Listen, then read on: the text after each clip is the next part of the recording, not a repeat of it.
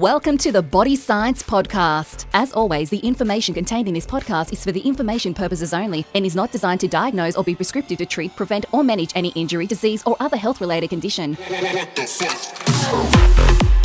Welcome to Body Science HQ, the world of fit, happy and healthy, and I'm stoked to have this week Orla O'Dwyer. Hi, got that thanks right. for having me. And Taylor Smith from the AFLW Brisbane Lions. How are you girls? Good. Delighted to be here. Finally get to come into Body Science. Yeah, it's great. Yeah, super excited to be here. So you two have been part of the Body Science team for a little while now, is that? Am I right in saying that? Yeah, I feel like 2 years, I think, for me. Yeah. I'm probably, maybe a bit less, like a year. But I love it so far. Love all the supplements, and we kind of very similar what we take and stuff as well. So it's good. Look, I'm just going to go straight down that accent there. Okay. How did you end up playing AFL? So back in 2019, AFLW is a pretty new sport. We're only into our 8th season this year. So it started back in 2017. So at the start, obviously they needed lots of girls to come over and get into the team. So were you overseas at this time? I'm from Ireland, start basic there for Tipperary. And I played Gaelic football and hurling back home, and I have my whole life. Big sporting family. That's basically what everyone does back at home. And I kind of saw that back in 2019, there was a couple of Irish girls over here already. So Cora Staunton's a big one, Sarah Rowe, Ashley McCarthy, Ailish Consoline. There was 4 of them. I kind of saw that there wasn't really any media about it, but I saw maybe some Twitter clips about the girls doing well or doing a really good tackle or doing that kind of hook around that hook kick that they always do. And I said, I'd love to give it a try. Back home playing GAA, which is hurling and Gaelic football, we don't get paid, so it's an amateur sport. The boys are the same. So I don't know where the money goes, but not us anyway. So it was kind of, I suppose, every athlete's dream to get paid to play and be a professional athlete. So I kind of reached out to this agency called Cross Coders, and they help bring international players over to play footy because it was so new in the women's sport. And there was like basketball players, netball players coming over, and they were looking at Irish players too. There's similarities between Gaelic football and AFL a bit. So applied for that, and they got a few of my stats and GPS and sent it out to different clubs here. And lo and behold, I ended up picking Brisbane. I just liked the idea of it. I actually didn't even know Brisbane existed. I just knew of Sydney, Perth and Melbourne.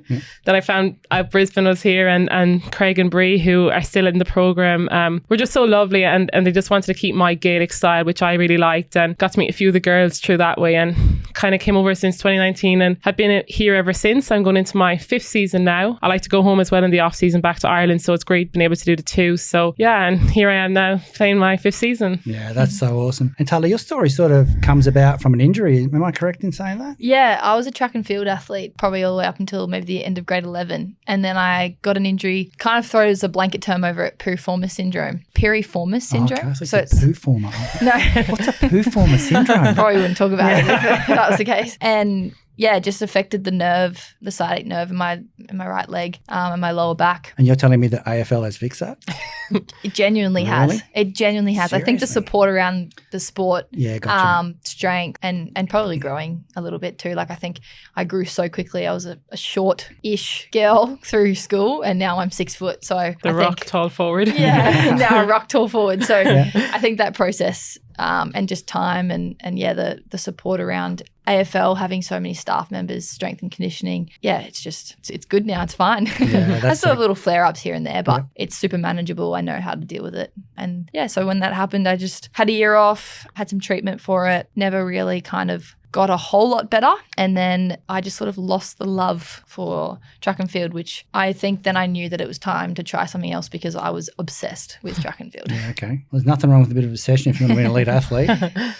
Speaking of obsession, that's a really good point. How do you guys feel about being women's sport is in an epic space in Australia right now? I mean, if we can keep it as women's sport, that's my personal opinion. But if we can do that, I think it's something incredible. Like the other day, the girls packing out the soccer, like Marvel Stadium. Yeah, just epic. You know what I mean? Like, how do you guys feel like being at the front of? I know there's been some people that have really pioneered the space to where you're able to be right now, but the media's behind you, the people, everything, like, and give it to. And I've been in this for 25 years, so I've dealt with so many great female athletes. Yeah, but it was a battle. You know, you've now got this opportunity to do something really cool in this space for the future. What's that like walking around and all these young girls you meet and young guys as well? Like, what's it feel like? It's pretty like empowering. Yeah, you know. And I think even Orla's story alone, being one of the first significantly successful Irish women to move countries and become a pioneer of the sport, is pretty remarkable. And I think that just opens up so many opportunities for younger girls. And I was even commentating on the weekend and talking about how the fact that we can say that there's a player pathway for girls That's so cool, from the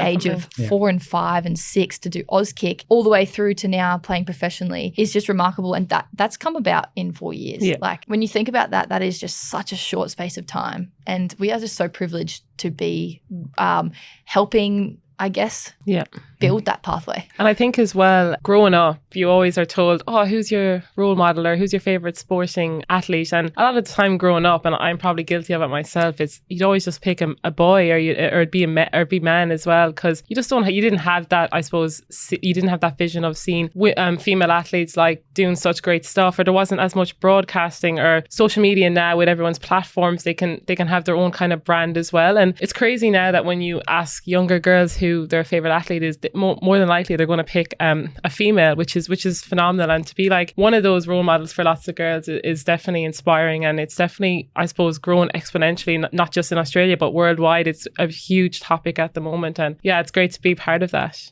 That's right. And is the AFL working with you, the players, on how to create that pathway for the young girls coming forward? Yeah, and we always say how lucky we are to have these resources and have opportunities as well. Like, it's not just about Orla, the AFLW player, but it's also you get to different, like you get to network, you get to meet different businesses, you get to meet different people, you get to kind of build a whole set of life skills without, I suppose, even maybe having a degree or having a full-time 9-to-5 job like every other girl your age might have. So it's really cool having that kind of platform. And the AFL in particular have lots of programs. Like if you're doing uni, they have education grants. The same with if you're struggling mentally, we have psychs we can see for free. We have access to so much stuff from the Players Association, and on top of that as well, we're at Springfield, which is a new facility with the boys as well, and having that integration now with the men's is huge. And I think it's really made us as a club, and I'm sure lots of other clubs can say the same about how good it is to have both teams on board and under the same umbrella. You can really see that that's becoming something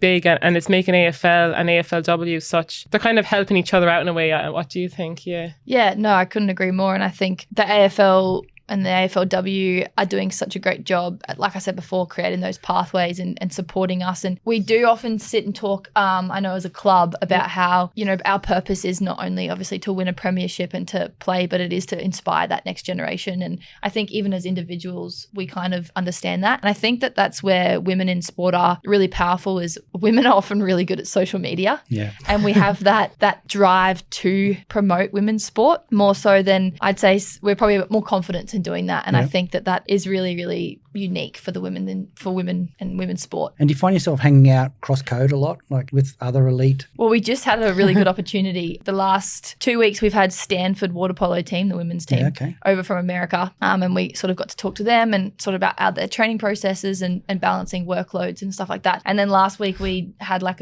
not really a mixed training session, but we played some games and had some fun with the Broncos girls. Cool. So that was really cool. And we kind of all said that how amazing it was that two codes could come together with the same sort of goal of inspiring that is awesome, isn't that it? generation. So it was really empowering. And do you think that's girl power bringing that together? Like, is it you pushing for that, or is it the AFL thinking differently, or how's that happening? No, it's definitely, I think, like a bit of both, but it's definitely on our club as well. Like our head coach Craig, he watches every sport under the sun, and he'd watch any kind of game, any sport. He doesn't care what it is, and he just loves women's sport as well. And Bree Brock as well, our CEO, and it makes such a difference. Like they have all these connections with, like we said, the Broncos and Stanford in America, and it's just amazing to see that they want to get this, and then they approve it by the AFL. And for us to just experience other female athletes and see that they're in the exact same position as us, but just doing things maybe a bit differently, is so interesting. And it's definitely something that's really we love, and I think we'll probably do over the next couple of years as well, just to have different types of female athletes in, and we have the cricketers in as well at times as well. So yeah, it's amazing just to hear people's stories. Busy little hub. Yeah, it was exciting just to talk to them about, because obviously for NRLW and AFLW we're not full-time professionals yet, so a lot of us are balancing work commitments, university commitments, sporting commitments, and some people are even mothers. So to sort of hear other people's stories and stuff, we're all inspiring each other at the same time. Yeah, that's unreal. I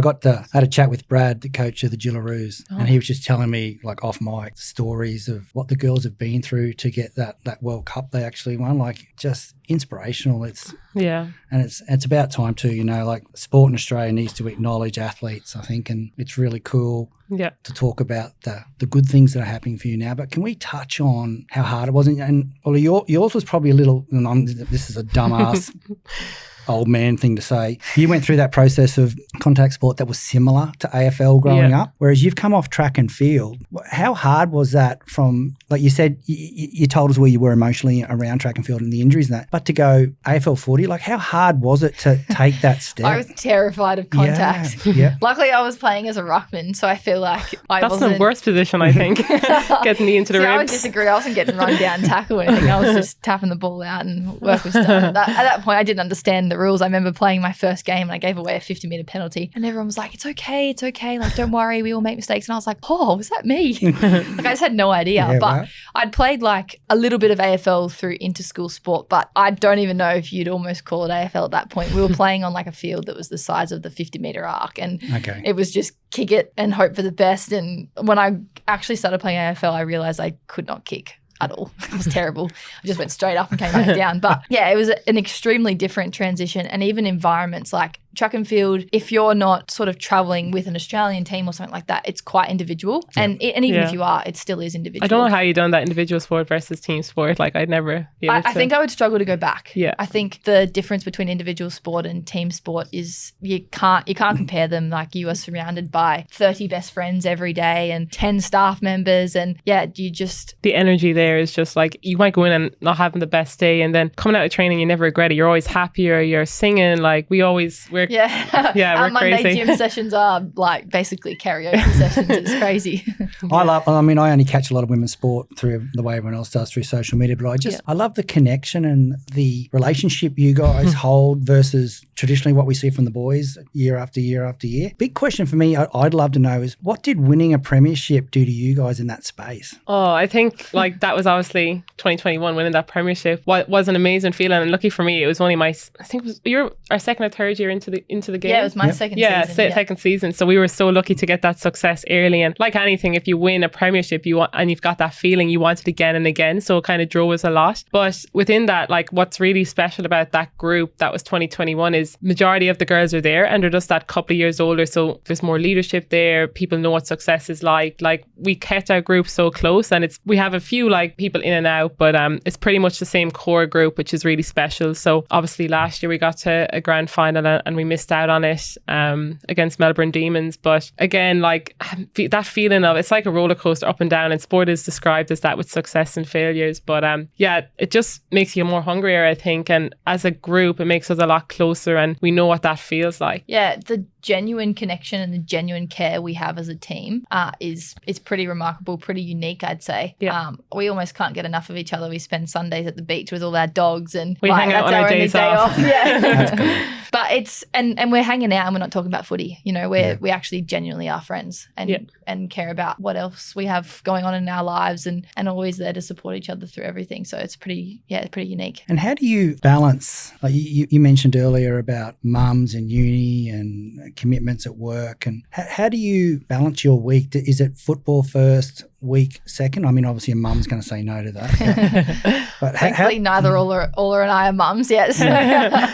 But I've just graduated university. My ceremony's on this Friday. Yeah, well done. Congratulations. So I'm a teacher now. Yeah. So I'm working sort of like part-time as a teacher, and prior to that, just working like a small casual job, and then studying university full-time, and then playing sport. But that's a big effort. It's been challenging, and I've had other personal challenges in the last year and a half as well. Yeah. So to have all four of those things going on, it's been a wild ride and very, very challenging. But I think it just makes you more driven on the field, makes you more resilient, and teaches you a lot of things. So in some ways, I wish you could all see Taylor's eyes right now, because they just went a different shape when she said that. It was like, this is me. Yeah.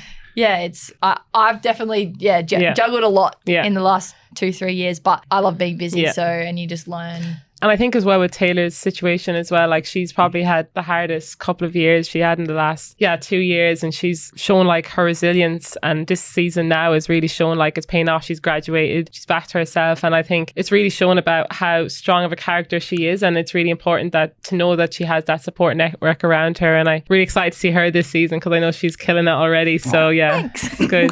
You're 3/4 way through pre-season. Yeah. How's the body's feeling? Good? Yeah. Getting there.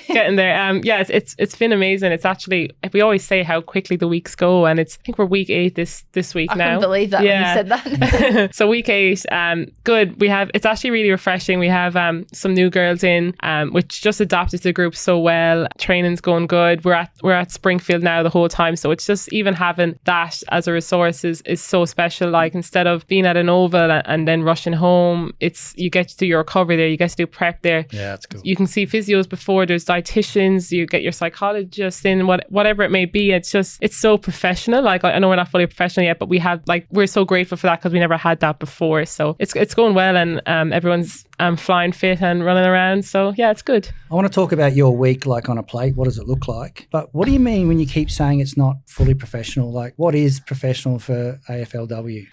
I feel like we don't Contract work 9 money. to 5. Yeah. And we probably don't get paid like the professional wage. Like, to be fair, I think people disregard the fact that like the men have taken 100 years to get to where they are right now, and we're in season 8. So I think people often forget that we've still got to build towards that. Yeah. So whilst the money may not seem like it's a whole lot, I think we need to be pretty grateful for the fact how much it's grown in 8 years. But like we don't work 9 to 5. We start our training day at 2:30 and we get home at 9:30. Yeah. So we're doing the same sort of hours, I guess, but at the second half of the day, and we have to fill our first half of the day with other things. And that's where a lot of people work. Like I'm lucky enough, I'm in a household with a couple of the girls, and a few of us aren't working. We're kind of just focusing on our footy, or we're doing study as well as that. So having that in the house is nice. And then there's a few girls working too. But I think it's just about keeping yourself busy and working on, as important it is footy, it's important to work on those things outside of it for, I suppose, post-footy careers, and just creating that pathway for yourself. I probably went into the whole of being too committed to AFLW and focusing just on that one thing when you don't want to, as I said earlier, be just known as that athlete. You want to be known as what you are as a person as well. So it's important to develop those other things outside of footy. And I suppose coming from Ireland over to a new country, playing a new sport, not having family here, not having, I suppose, that friend circle, you really rely on the footy club. So I think in the past year, I'm just kind of focusing on doing other stuff. Like I'm studying at the moment, and just finding that balance, that kind of life footy balance, which is just as important too. Yeah, nice. So what does a footy week look like for you guys? Like pre-season, during the season? Yeah, so Monday is field and uppers kind of session in the afternoon, and then Tuesday we kind of have gym with a bit of skills in the afternoon. Wednesday's like our main session again in the afternoon.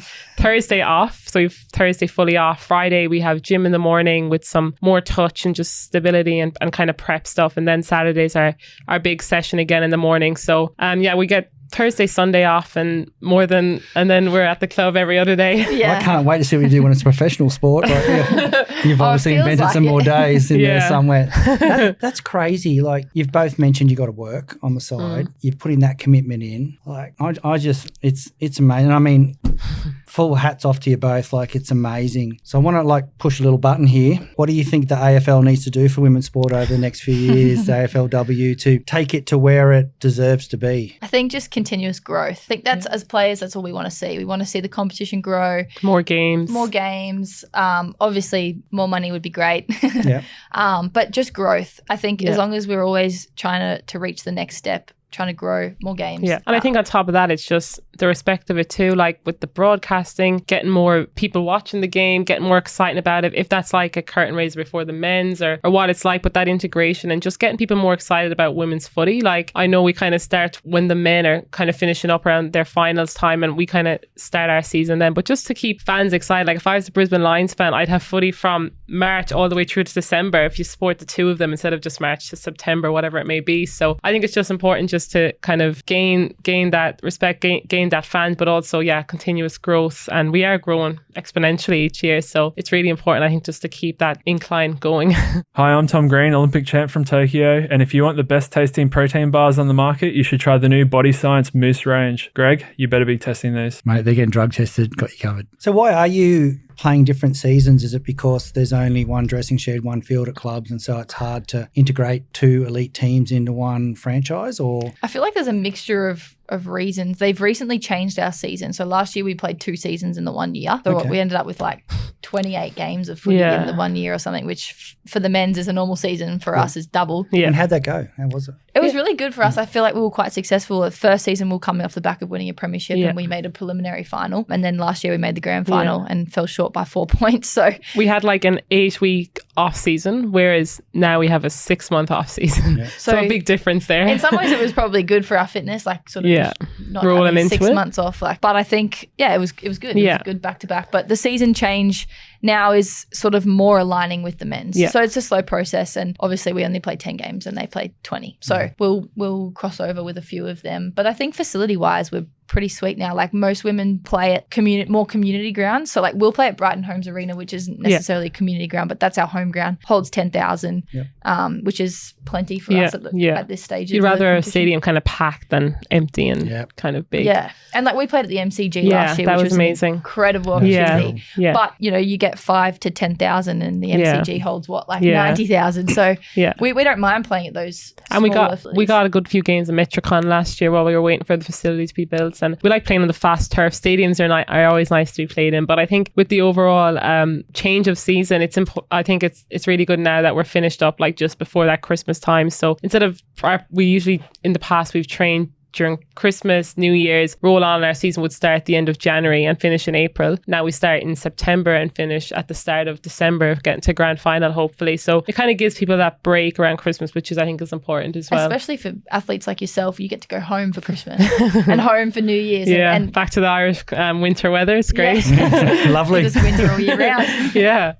Looks like it. Just gets beach time, you got to get back. So Taylor, you talked about doing some media before. Is that what you want to do? The commentary career, stuff? The commentary side? Yeah, it's sort of something I'm just touching on now. I've been sort of commentating women's state league and men's state league footy, and definitely something that I'm interested in working towards. I really enjoy that space. I enjoy the podcasting space. I think there's just I like to have hobbies. I like to have different little goals or things to work towards. So teaching is a forever career, and I know that I'll always have that degree under my belt, and I can always fall back on it. But I love to try new things, and it's something I'm definitely interested and keen on. What about you? I don't know what I'm doing. As I said, I was becoming a teacher back home in Ireland. I was doing Irish and PE teaching. Couldn't bring that over here, unfortunately. So I just 2 years, a year and a half ago, maybe now, I started back at uni, and I'm in Griffith University. I'm doing business and sports management. So nice. I think that's a place I might like to go. Like maybe even I love being part of teams. So I know if you're working with a business or something, it's kind of that team environment which I love, and I think I thrive in as well. So definitely not suited for a 9 to 5. So I'm just working on the little things outside of it. And I think sport brings upon lots of opportunities as well, whether it's here or back home in Ireland as well. It's important. I think that